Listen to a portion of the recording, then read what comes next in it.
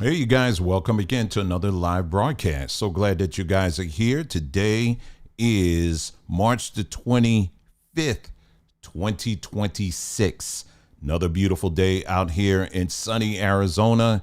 The temperature, I believe, looks like it's 95 degrees. I went for a walk earlier today. It's another lovely day. I hope it's really nice where you are as well. But either way, if you're alive, it must be nice because you're alive. Okay, that means you got another day, you got another opportunity to prove this thing out, and let's do that. Okay, but we're gonna get started with some music here, and let's see, where am I gonna start off? I'll play this one here. I haven't played this one in a while, so we'll give people about a minute or so, and then we'll get started. Hold on, let's see. Got to switch it over so y'all can hear it.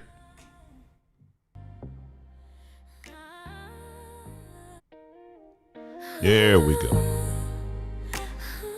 Name of this one is called The Dreamer Who Remembered.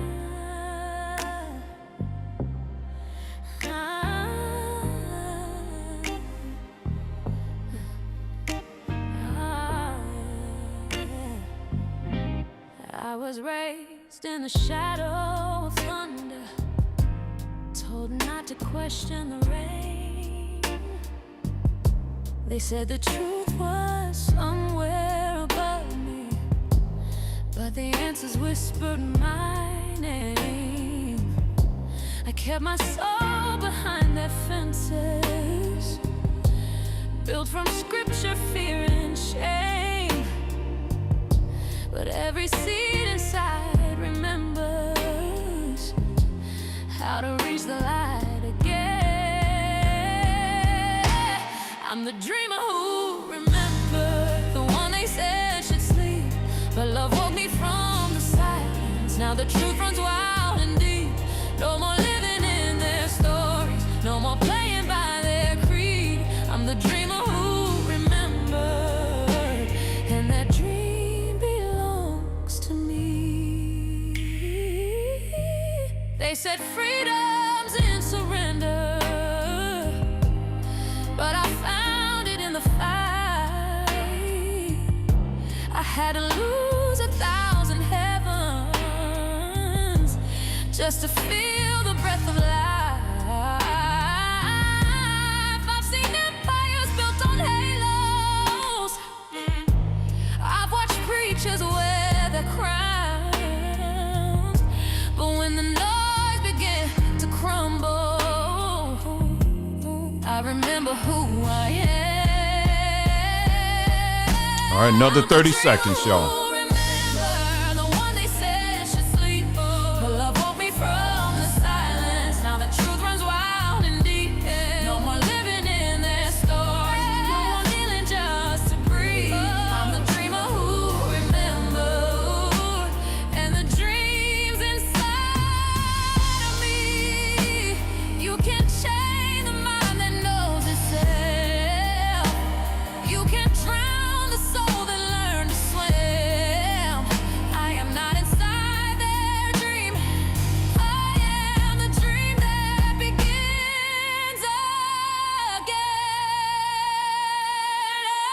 I'm the dreamer who remembers the sea beneath the storm. I rose through their illusion and I found my way back home.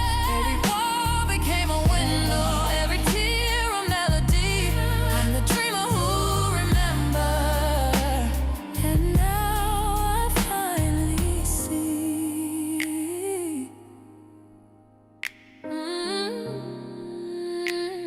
All right, welcome again to another broadcast, you guys. I hope you guys are having a wonderful, wonderful day. The Dreamer Who Remembered, yes. I know I've been getting quite a few comments lately. People like, where's this music? Where you getting it from? Who's singing and all of that? Where you gonna give us the link and all of that? I have been sharing those. I've been sharing those, and I will later on this afternoon, I will post again where they all are. There's no hidden. I'm not trying to hide them or anything like that. Some of the music I play, you could actually, I make it free. You could download it. Others, it's very inexpensive. It is very expensive, but it's over on Saba Tree, where we've got several albums out now. I don't know if you know that. Some of y'all may not be aware of that, but yeah, we do the music thing over here too. Of course, we lean on AI, a little bit, but the lyrics, any music that we play here, and there's lyrics there, I wrote those. Okay, I actually take the time and I write it, and then I say, okay, let's see what we can come up with, and to get a good voice. Let me see, and all of that, and then after that. Let me get some good music, and then you got to play around with the music and all that kind of stuff. But the lyrics, we want to make sure that that's human, okay? And so, yeah, that's where that's got it from. So, yeah, so later on today, if just stick around, go on our community page, and I will do a post again, just outlining where the links and where you can get it, all the music, any of the music that you hear us playing before we go live and all of that. So again, I'm glad people are asking about it and all that, because that's when I'm writing and stuff, that's not just me like, oh, let me just find something that's pretty and nice. That's coming from my heart. That's coming from stuff I've been through. You know what I mean? And that's what I try to do here. So anyway, so make sure you check that out over on, like I said, some of it you can get over on Saba Tree, and then others you'll find it. What was I going to say? You'll see it on, it's free. I actually make it free here. So make sure you check that out. Got a complaint in. I know it's not a good way to start a broadcast, but I figured, every now and then these little complaints come in, and, that just find it to be quite interesting here. Hold on for a second. Let me, tree.com. All right, here we go. Got a complaint in from somebody, and they come in every now and then. We'll have people come in and says, man, you just take too long to get to the point. Man, why just get to the point? Let me tell you something, okay? So let me help you out, okay? I've said that many, many times on this platform here. See, I'm a bit old school, what they would call old school. And they said, nah, you're just long-winded. Just go ahead and say it. Well, you can call it whatever you want. But I believe in building up a relationship, with your people who follow you. If people are going to take the time and listen to what you have to say, you got to, you first want to at least try to build some type of relationship. If I were, and this is just me, when I grew up, when I went to my relative's house or I went to a friend's house or whatever, we didn't just jump right into whatever it is that we were doing.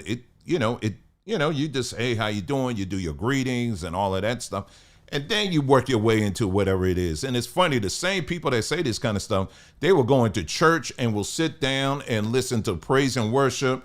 They'll go through offering. They'll do the special music. They'll do all the other stuff, the dance, the praise team dancers and all of that. And then they'll endure all of that and then get to the actual preacher. And that's the centerpiece of the entire service. People won't complain about that. You know what I mean? And I understand very well the culture of social media and all of that. You click, get to the point, and move on. I understand that. And honestly, that's something I've tried in the past to do that, but that's just not me. It isn't, And so I believe in, in conversation and, and just building up a relationship from there. And then from there, you just get right into it.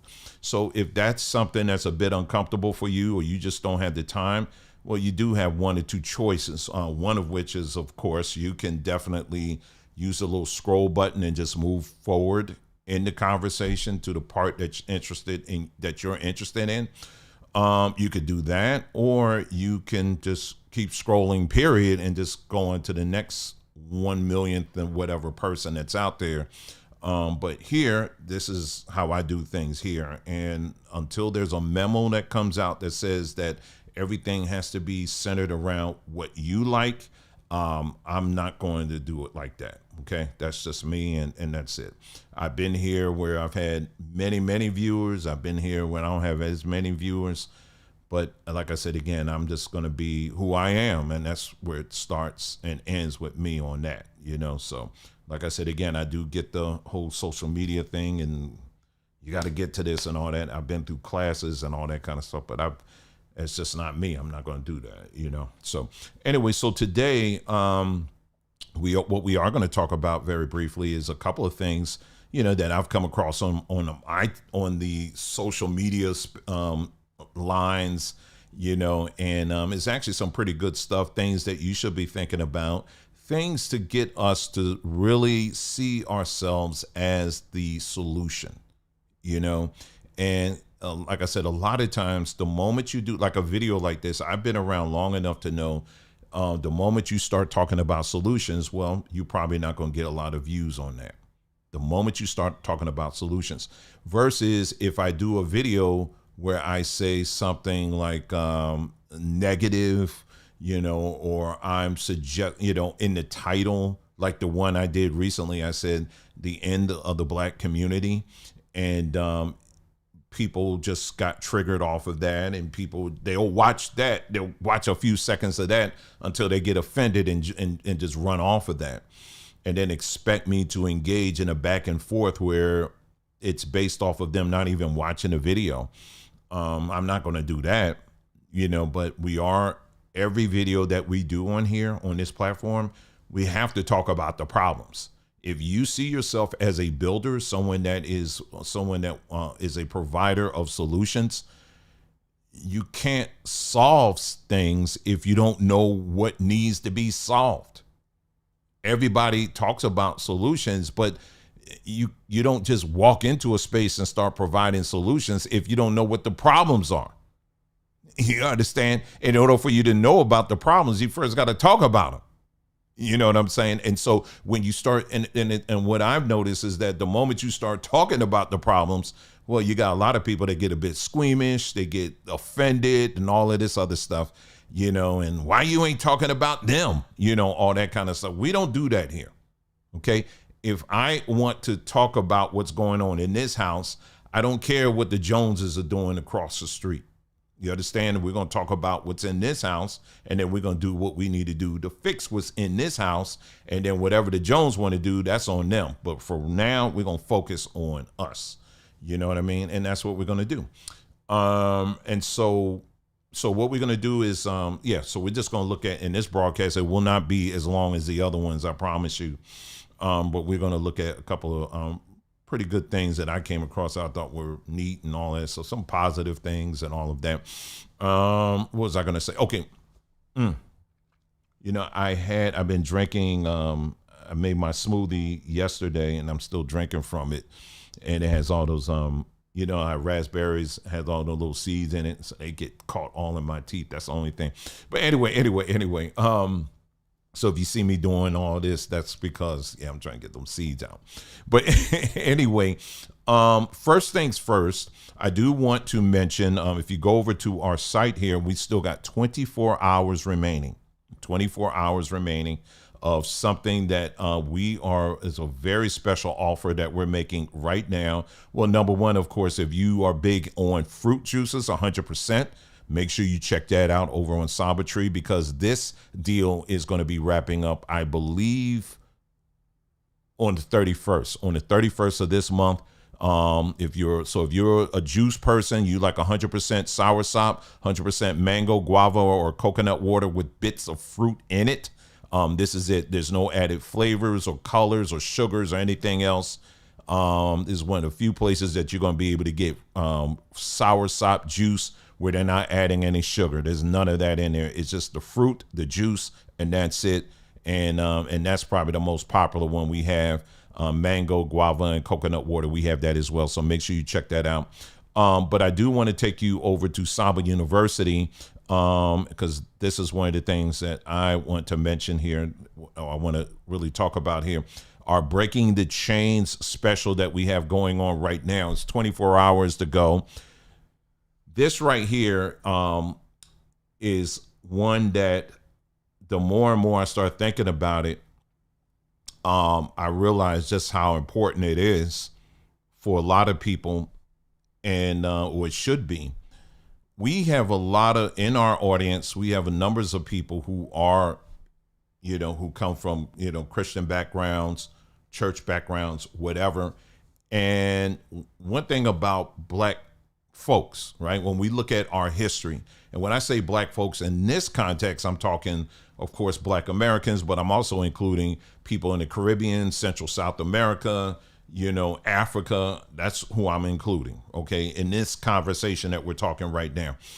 Our people were basically forced into the westernized mindset. We were forced into it. Prior to that, we had our own belief system. We did things much differently than what Westerners did. And when I say Westerners, I'm talking pretty much all Europeans, right? And so there was a lot of things we did differently. They came into our space and they saw that, we were very spiritual people, like many other groups as well, all over the world. But Africans, just in general, very deeply, deeply, deeply spiritual. So, but they also needed a way, if they were going to control us, they needed to come from that perspective. So it wasn't just the gun or the whip. They also used religion. And so they literally groomed us into transferring us from whatever the spiritual practices that we had prior. And then they brought us over into their belief system, where the Bible has become the centerpiece for pretty much everything we do.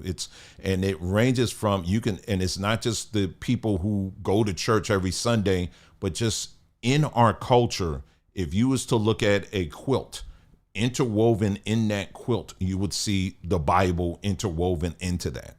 And so it's something that has become a very sacred piece of our culture, of our belief system, of our identity.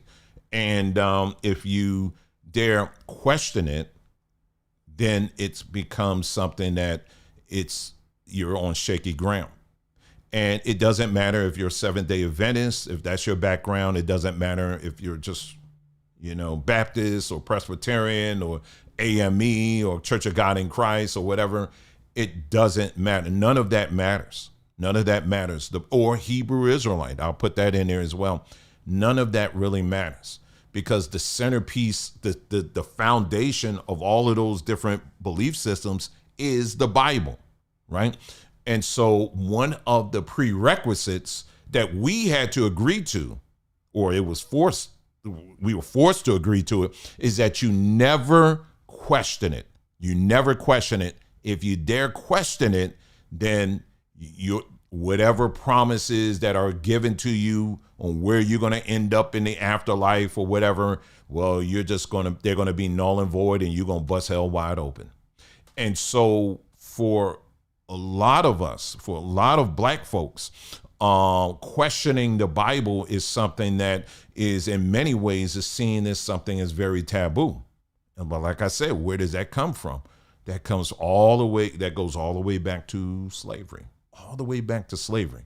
Incidentally enough, I don't know if you guys heard, I'm not getting off on this, but it's today, or was it yesterday, went to the United Nations. They put a vote. It was put to a vote. Ghana, I believe, was leading the charge on this, because Ghana now has thrown their hat in the ring for reparations and saying, hey, listen, we're owed reparations for what you did. Okay.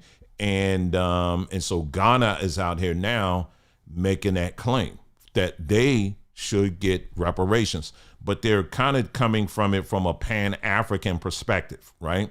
And so we're not going to get all into the weeds of that, but this is something. And so out of the many nations, there were many nations that said yes. There was quite a few nations that said they abstain. And if I see abstain, that means they're rejecting it. That's basically what that means. But there was only 3 nations that came out and said, absolutely not. We don't agree with that at all. Well, can you guess who they were? Can you guess who those nations were? Well, I'll just go ahead and tell you. The United States, Argentina, and Israel. Let me say that again. It was the United States, Argentina, and Israel. 2 of those countries, I'll say all 3 of these countries are rooted in Zionism. All 3 of them. All 3 of them are rooted in Zionism. And so your Bible is a Zionist book. So the very people that many of our people still cling on to, directly or indirectly, they're telling you in your face that they do not believe in you acquiring justice in that arena, and when it comes to reparations. So I thought that was very interesting, and yeah, we're not going to let that one go, right? But I want to challenge you a little bit and take it a little bit deeper. And this is where people get mad and offended and all kind of stuff on me. And that's this. When it comes to the basic argument of reparations, I'm all for it. I'm 100% for it. I think it makes sense from a legal standpoint. I totally get it. But if I was to be completely honest, I would say it's not going to happen. Not in this timeline, it's not. It is not going to happen. They have proven to us over and over again that this system is not wired for you to get those kind of benefits. It's not. They are not going to hand over, excuse me, they're not going to hand over billions and billions of dollars. So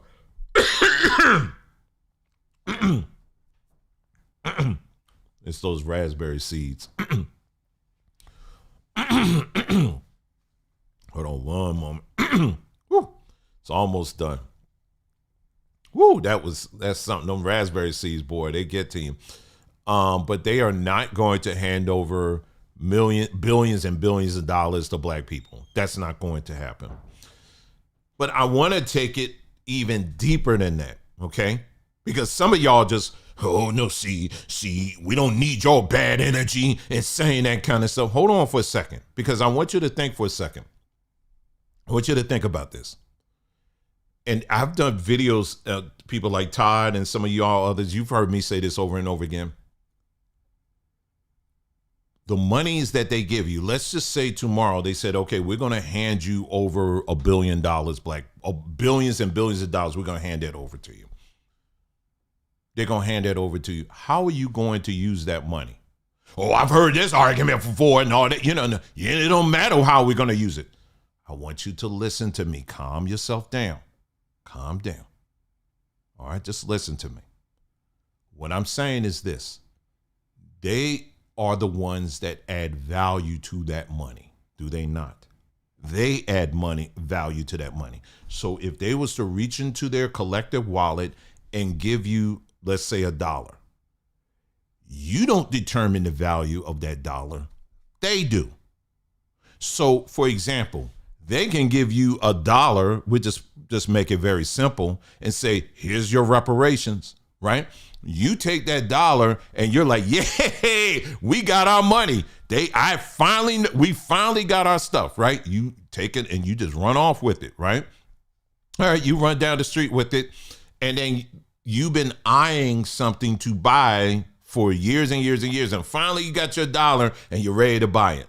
Only to find out when you get to the register, they said, well, no, actually you need $2 because the value of that $1 has gone down. Well, who determined the value of that $1? Not you, they did.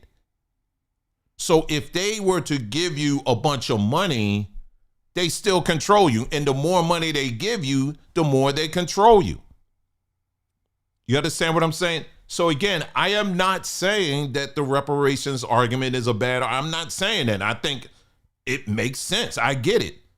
But I want you as the viewer to really start thinking a little bit deeper on the topic. Because what's coming up is, we're already here now, is digital money.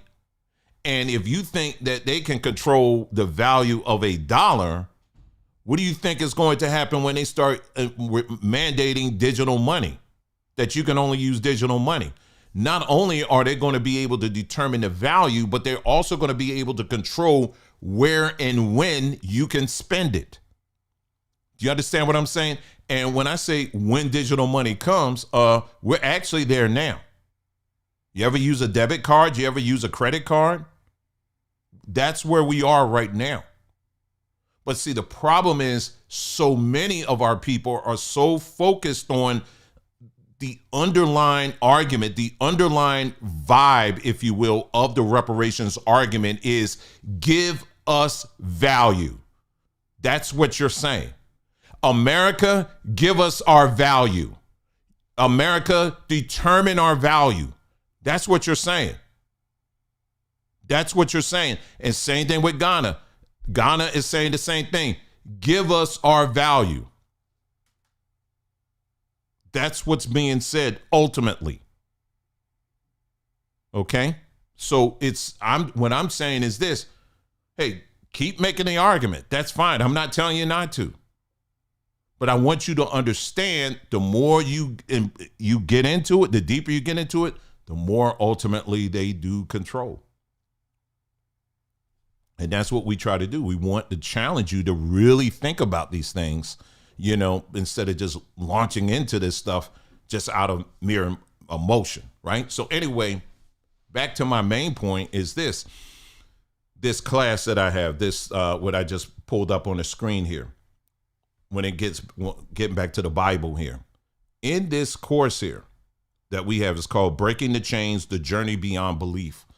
What we're looking at is the Bible. We're looking at all the main tenets of the Bible. We go from creation all the way to the book of Revelations.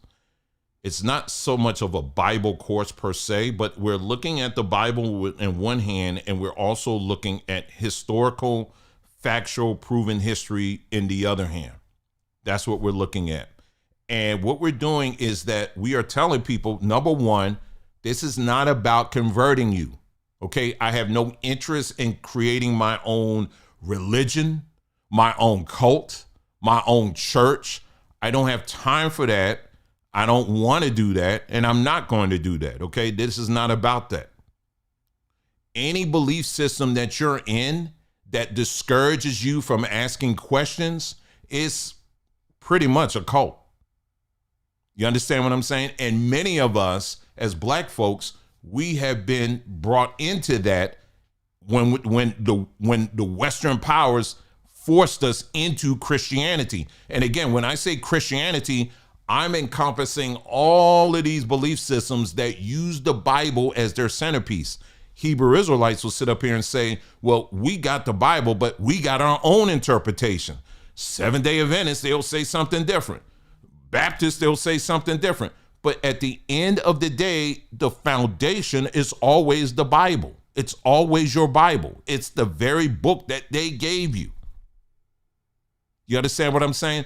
And so what we are doing in this course that we're doing here is we're actually saying, hey, listen, we understand that this is something that has been interwoven in your being. It really has.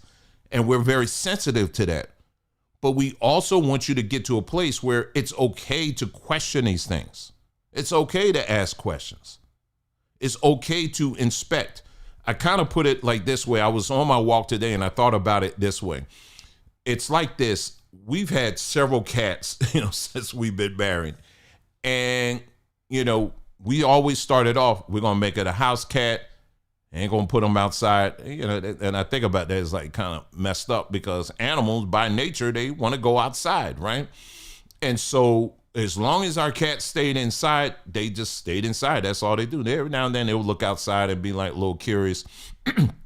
But for the most part, they were like, we're just going to stay inside. But there was that one day, maybe we left the door open. And they went outside just a little bit. And they go outside just a little bit and they'll dart back in. Because they're like, oh my God, So you're like, and they scare them. They run back in the house. But then I watch, give them a day. The next day, they never forget that experience. They go, somehow they get outside again. They go out a little bit further. And I notice, like the cats we've had, they'll be sniffing, but always like shaking a little bit, like waiting to dart back in the house. And they'll go, and I'm like, don't go out there. Don't go out there. You're going too far. And then finally, when I start making a move towards the cat, and he'll just dart back in the house. And this goes on for a few more days. Next thing you know, The cat done going out and just exploring the whole world and is very comfortable being out there. And in many cases, I'm sure some of you may have gone through this with a pet, either a dog or a cat. Sometimes they don't even come back. Well, that's where I want you to be. And that's exactly how the brain operates. Did I download? I don't know if I downloaded this video. Sorry. I don't know if I downloaded this image or not. Let me see if I downloaded this image. Here. Yeah, I did. It's right here. I want you to take a look at this image here. Take a look at that. This is how a lot of the brains out there looks like. Looks just like this. It's chained down to a book. You will not allow yourself to question anything because you literally have chained your being, your identity to a book that was forced on you. What I am saying is, go back to the example I gave about that cat. Once you allow yourself to start questioning these things and start investigating, you're going to start seeing things happening in your brain where it's going to be a whole mix of emotions. You're going to be a little scared. It may be a little nervous. You may want to go back and say, oh, I'm sorry or whatever. But your brain is never going to forget that experience. Like, wow, I never thought of that. And then you're going to wake up the next day and then you're going to have more questions. And then and it goes on from there. And then the next thing you know, you really are asking things, but you're becoming an even better person. You're becoming even more inquisitive. See, we're all born as inquisitive beings when we wake up. You know how babies, they always get their hands and everything. It's only when we become adults where a lot of that disappears because we've all gotten to our single file line and we're just obedient little soldiers.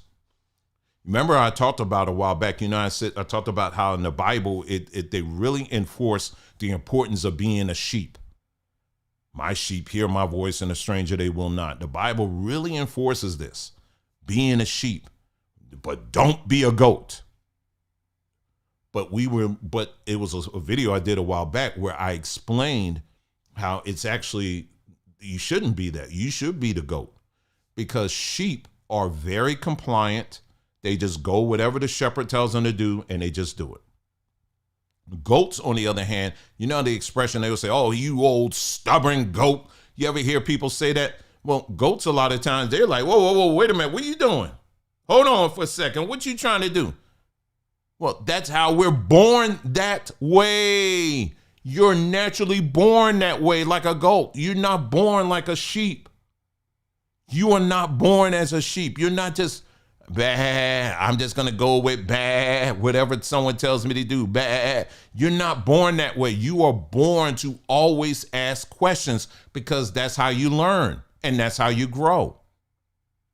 Well, that's what we're doing here in this little course here that we have here, is that we're encouraging you to do that. We're looking at all these different parts of the Bible or whatever, and then we're just measuring it against facts and things like that, researchers and archaeologists and all of that. And we're just laying it all out and giving you an opportunity to make up your own mind. Again, it's not about converting you in any way, shape, or form. Now, you get the course, which is, like I told you again, it's over 5 hours. It's a video that once you pay for it, it's $75. You pay for it, you get the video, right, where I'm actually doing a whole teaching thing, right?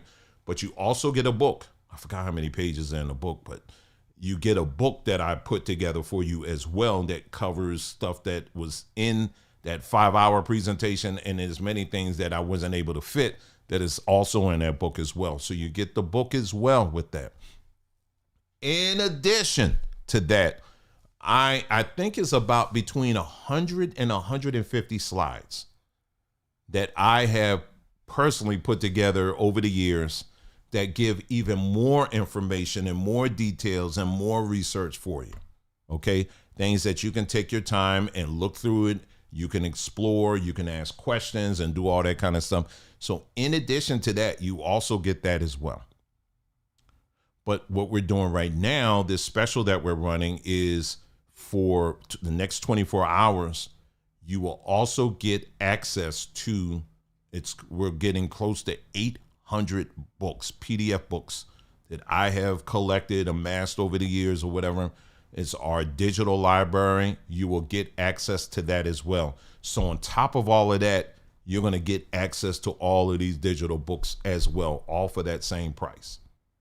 Okay, so that's a real good deal that we got going on right now. We figured we'll, put it out here. So if you are somebody, because listen, I have people who follow us who are still very much in the Hebrew Israelite space. That's fine. We have people who follow us who are still go to church and do all that stuff. That's fine. I'm not mad at any of them. Why would I be mad? But I do want them. I do, but they know that I'm always going to challenge you to ask questions, always investigate, right? And what we have given to you in this little package here is all the tools you need, just as a starter, to begin your own personal investigation in your journey in life, so you can begin to start, getting your mind active again. Many of you may be in your 50s and your 60s or in your 70s. Just because you're older, it doesn't mean you got to be like, I'm beyond that right now. No. You'll be amazed that when you start learning about new things, what happens in your brain. These new passages start connecting and all of that. It's very exciting. So if you're looking for a great challenge, I would encourage you, go check that out again. We got one more day on that where you get that bonus as well. So make sure you check that out. Again, that's over on sabatree.com. Okay, so I just wanted to mention that to you. All right. Here are a few other things, too, that I want to float by you beyond that. Let's get to more of the solutions here, because that's a solution I just shared with you. That's why I wanted to share it, because again, if we are to break free from that, breaking free, I am not telling you to break free from your church. I am asking you to break free from this belief system that you're not allowed to ask questions. That's what we're talking about here. All right. That's what we're talking about. Breaking free from this belief system where you are told that you are not supposed to ask questions. And what I am telling you is that, yes, you are, because that's how you've been made. You've been made to do that because that's how you learn. All right. So I'm just scrolling here. I'm going to get into our next story here. Let's see. These are just a couple of things here. I'll bring this up on the screen here for you as I'm scrolling here. Let me bring this up here. Like I said, it's just very quick stuff here today. So there was a study that was done, and they found that people who do not take regular naps, they tend to have smaller brains. And and it actually ages your brain too if you're not taking your naps. Now, a lot of times, I know for me, around midday, I start getting sleepy. And I used to ignore that and be like, no, I'm just going to press through no, I'm going to work extra hard and all of that. But I started realizing, I say, no, that's my body telling me I probably need to take a few minutes nap. And when I do that, I feel so refreshed, and it helps me to stay focused. It helps me to look at things from a clear perspective. These are tiny things, you guys. It doesn't require you having to get a bill passed and signed by the president. These are little things that will make a huge difference in our lives. So if you're not taking your naps, and that's not just for the old folks, that's even for you younger people too, make sure you're including that in your life. Okay. That's another thing there too. Let's see. There was another thing I have here. Let's see. Just a moment. Okay. This young man, I thought very interesting thing he said here. This is on TikTok, but he said something here I thought was really interesting. And I want you to check it out because it touches on things that we have been sharing on this platform for some time now. But let's check it out. I want you to take a listen to what he has to say on this. And shoot, what's that playing? Oh, that's the music still playing. Hold on for a sec. Oh, there you go. All right, let me. I was like, what in the world? Okay, take a listen to what he has to say. The reason why black households tend to split up and go no contact as they get older is because no emotion besides anger is taken seriously in a black household. So unless you're having an outburst, you're not going to be taken seriously. So you can't be sad in a black household. You can't be anxious. You can't be uneasy or anything, because there's no reason why you should be. Your siblings are just going to think that you're being performative and you want attention anyways, and then your parents are just going to think that you're a kid with no bills. There's no reason you should be sad, even though they were a kid at one point in their life and they were sad at one point in their life, but they just act like they forgot. So with all this bottled up and unreleased tension in your body, you're gonna have an outburst, and once you have that outburst, everyone's gonna look at you like you're crazy and there's something wrong with you. But then once you reveal why you have these outbursts, then they understand. But it takes up until you get to that point for them to actually understand. So having years and years combined of you having all this bottled up anger without you being able to release it to anybody, it's just gonna be a toxic environment to live in, and you're just eventually gonna get tired of it and leave and not contact your family anymore. You know, the reason why, and he is 1,000% right on that. He is 1,000% right. I'm going to show you something in a moment. He mentioned something about how after a while, you just end up just picking up and leaving. And one of the things that isn't really talked about enough is, you remember some years ago there was where people were getting there was this thing that was going out. They were saying, "Oh my God, all these young black girls are being are kidnapped in Washington D.C." You remember this? It was a few years ago. It was like a big thing, and come to find out, they weren't kidnapped. I mean, they investigated and they found that over a majority of them, they were actually runaways. These are young black girls who were literally running away from their homes. And you're going to find, I'm not saying that kidnapping does not happen in this country, because it most certainly does, but we tend to focus on that piece, but we don't focus on the fact that there are many of our black children, black boys or black girls, who do run away from home for reasons like this, because nobody's there who is willing to at least either listen or provide the help, or at least point them in a direction where they can get help. You understand what I'm saying? And again, before somebody jumps in and says, well, white people do it too. Again, we are not talking about white people. We're not talking about the Irish. We're not talking about the Dutch. We're not talking about the Swedes. We're talking about in-house. We're not denying that that it's happening other places. We're simply talking about us. We got to focus on us, okay? So what I'm saying is that this is definitely a real problem. And when you see a lot of these runaways, I've been seeing a lot of that coming down the timeline on X or whatever. They were saying, oh, we got to find this black boy, we got to find this black girl. And then when you find out, once the person gets found, in most cases, you find out that they actually were running away from home. This is an epidemic that's been going on for a very, very long time, in this country, and it's something we definitely need to talk about. And speaking of which, when he talks about this anger or even having an attitude, it's become a cultural kind of like, I almost want to say, it's like your identity that you got to have an attitude. What am I talking about? I want you to take a look at this video here, right here, that I came across. That it's quite unfortunate, but let's take a look at it, okay? Attitude? Do you need that? Now walk off. You thought you ate. Attitude? Girl, what's up? Now walk off. Bye. Attitude? You can set up. Now walk off. Girl, Attitude? you all up in my face. Now walk off. Attitude? Girl, bye. I could clock your team. Now walk. Attitude, walk off. Attitude, walk off.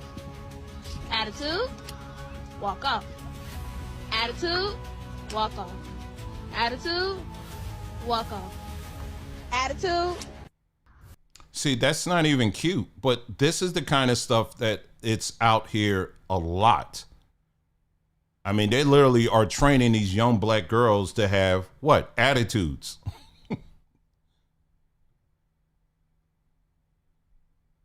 This happens a whole lot. Here's another thing here as well that I came across today. This is a young baby girl. And check out what they're doing, with this baby girl here.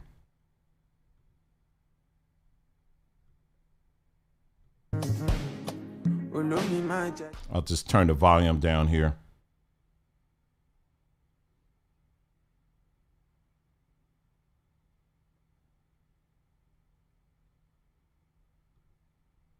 So, so it's things like that. I mean, you're literally traumatizing these children here. And, and that ain't the first time. I mean, I don't need a video for that. I mean, I see, that stuff goes on quite a bit, where, I've seen some videos or whatever, where they little baby and they're just like braiding the little baby's hair, the hair just barely coming out the skull, and they're doing it. That's a lot of trauma that's happening to the body. And we talked about different traumas that happen to baby bodies.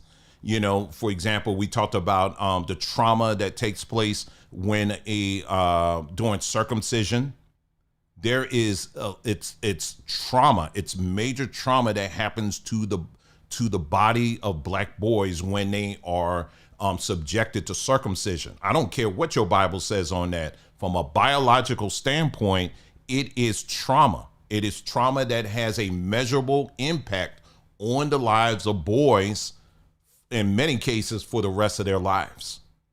Okay, so that's circumcision when we're talking just simply circumcision. But then you also have for our little girls as well, some of the things that their bodies are traumatized to. And some of the stuff is the stuff that we do to their hair.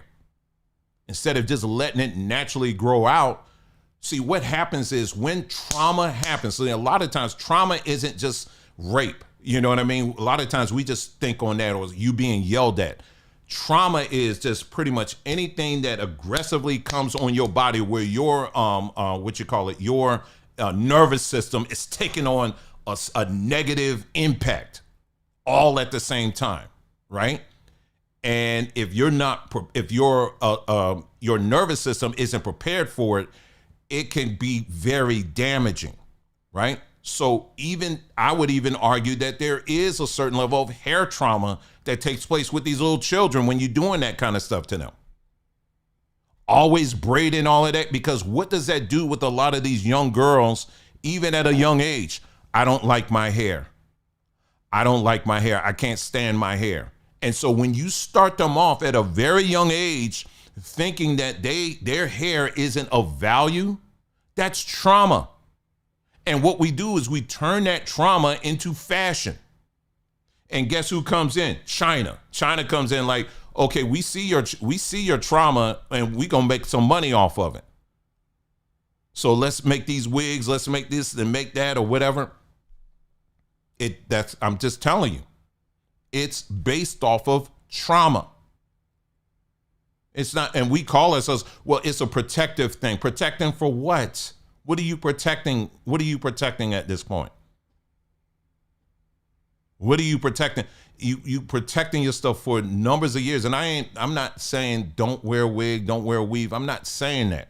But what I am saying is that I am encouraging you to look deeper, because again, what's happening is we have learned to cloak our traumas into fashion, into other things, or make it a cultural thing instead of looking at it for what it really is. Do you understand what I'm saying? That's what I'm talking about. So this is something that we need to definitely look at, right? We need to take a look at that and really begin to encourage, protect our children, even at that level.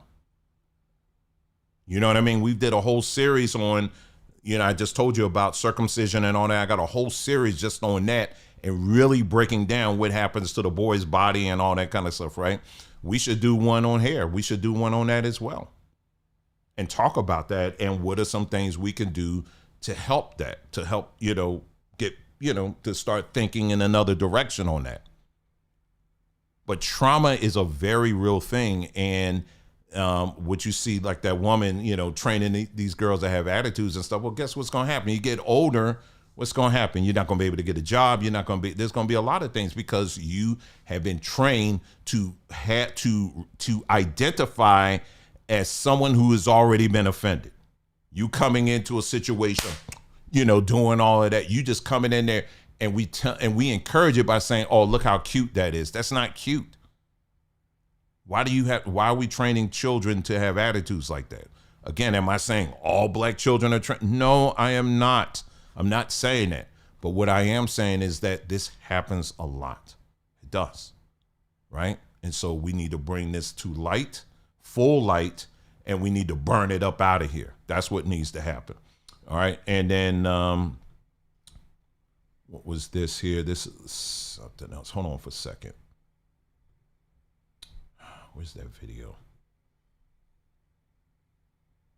I think I said I wanted to get back to health. Hold on for a second.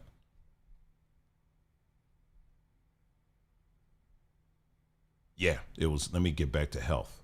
I have my health thing up here.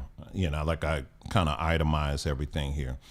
Yeah, so that's another thing to think about here. I came across another video here. And these are things, like I said, these are just little things that we can do to make our lives better, right? So it was another video here I came across I found to be very interesting. A young lady, she actually went to the ocean.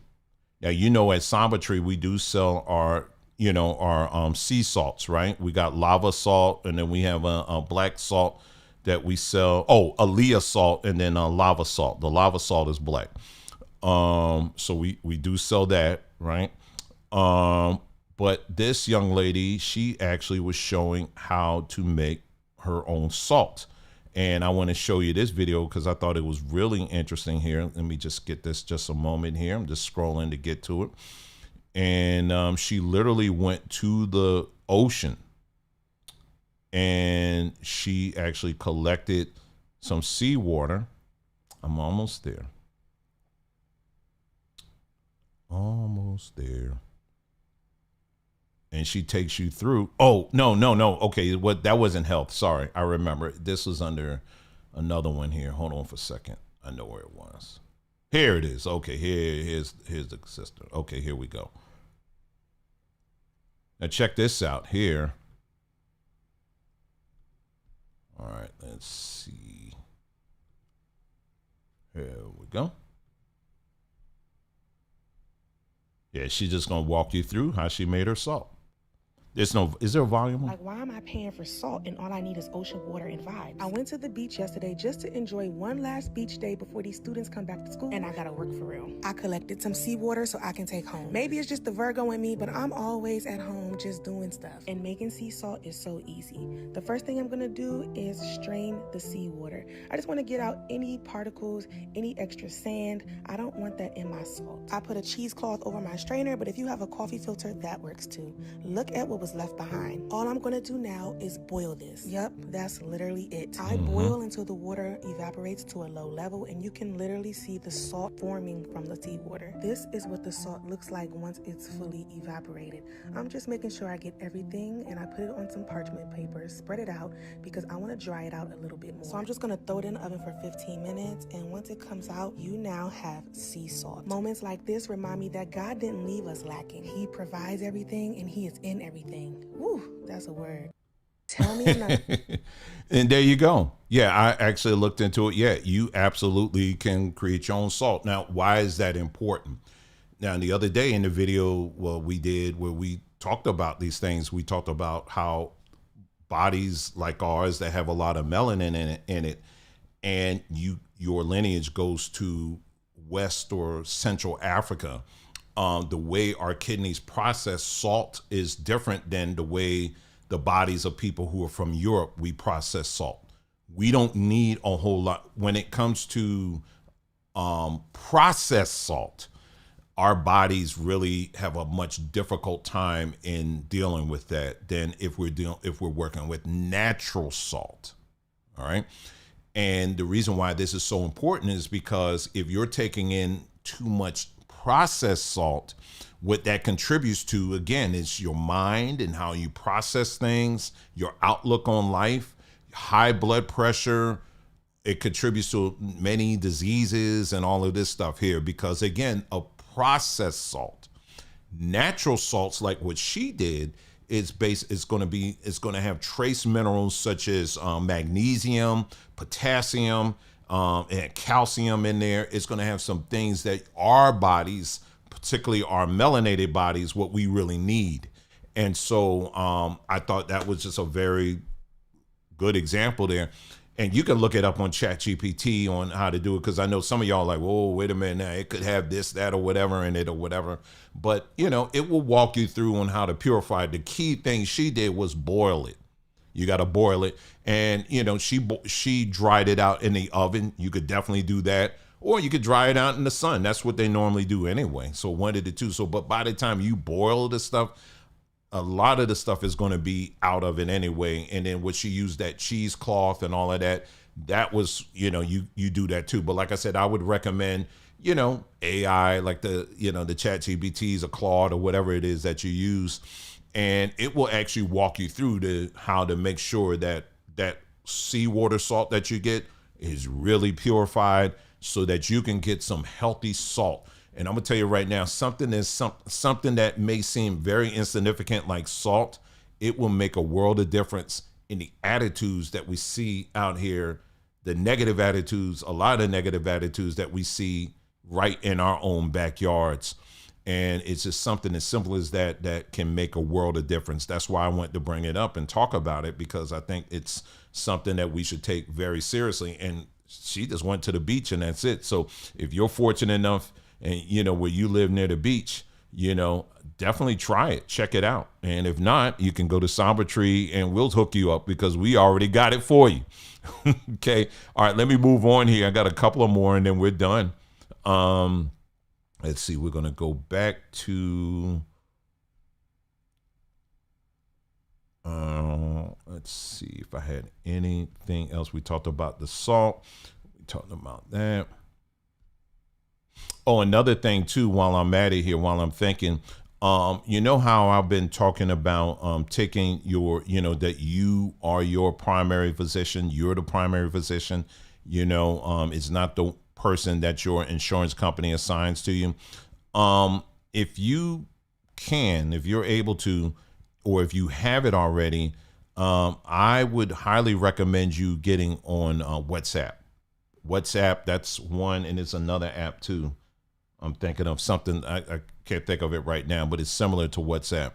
But on that, you're going to find tons and tons and tons of medical professionals who've been out here for years that are giving all types of intel on these various vaccines that are out here and the impact that it's having on people. And I'm telling you, this is information that for many of you, you're not going to get. You're not just going to get that on Facebook, because a lot of these people get struck down immediately on these main platforms. But if you go on like a WhatsApp or whatever, there's tons of doctors that are on there that are really giving some really good intel for people who are in these groups, and letting you know, okay, boom, you may want to avoid this, and here's some things you need to do.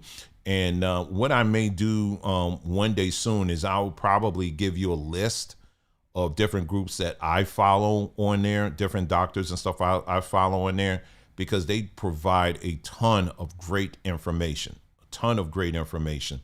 And yeah, I just thought this was really, really good. Something I wanted to make sure that you guys are aware of. So just get the WhatsApp app, and yeah, and you put in a couple.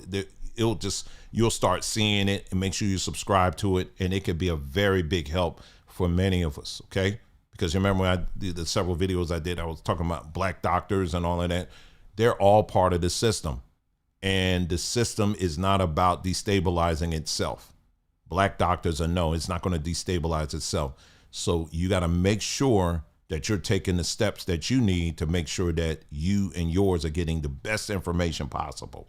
So make sure, if you got WhatsApp, I'll what I could do is maybe later on today, I'll do a big post and I'll put in the names. I'll put some screenshots of some people that I follow, and maybe that can be a big help to you as well. Okay. So these are real solutions to really make a big difference in our lives as a people. Okay. Another video that I want to share with you here, again, it goes back to the issue of mental health. And I want you to take a look at this young lady here and listen to her story. And it's one that we hear quite too often, and we see a lot of, but it is something that needs to be shared, and we really need to hear it. So I want you to take a listen to her story here, and let's go. I'm about to be extremely vulnerable because this might help someone. I've never been this vulnerable online in ever, okay? I believe you are as sick as your secrets, and saying things out loud helps free you. So my parents were married, and then they had me.